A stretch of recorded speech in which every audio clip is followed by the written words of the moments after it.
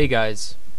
Politicians, mostly conservatives, like to repeat the tough on crime mantra. It's a very cheap political slogan that resonates among the anxious masses that read the paper and watch the evening news, coming away with the impression that crime is always running rampant.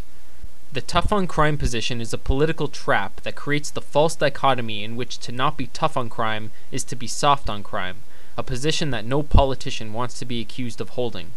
So despite what the crime rate actually happens to be, it's difficult for a representative to oppose hiring more police officers or instituting harsher penalties for criminal offenses without becoming vulnerable to the soft on crime label when up for re-election.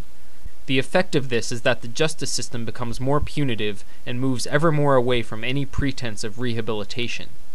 The feature of this phenomenon that I object to most is the proliferation of mandatory minimum sentences.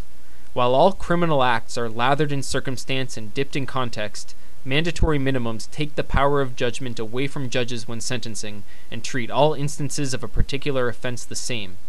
Of course, every crime and every perpetrator is unique, but for certain offenses, judges are denied the opportunity to sentence on a case-by-case basis. For example, in Canada, a first-degree murder conviction requires the harshest sentence under the law, which is life imprisonment up for parole in 25 years. If one woman were to plan and execute the murder of her brutally abusive husband, while another murders hers because she's sick of him and wants the life insurance money, they shouldn't be automatically treated the same way simply because juries decide they're both guilty of the same particular offense in the criminal code. Something as serious as taking away a person's freedom should not be standardized by elected representatives who want to score political points. This approach, it's argued, is meant to reduce crime by acting as a deterrent, but these deterrents are generally ineffective due to the fact that criminals often don't believe they'll be caught. Legislating longer prison sentences than offenders may otherwise receive is actually counterproductive to the goal of reducing crime.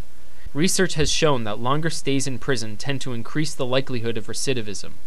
Instead of mandatory minimum sentences, including recommended sentences in the criminal code is a much more reasonable method of asserting the severity of particular crimes.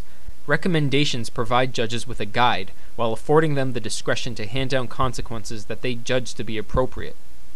This strategy, along with codifying maximum sentences to prevent unreasonable punishment, is a recipe for a more humane and constructive criminal justice system, not to mention a less costly one.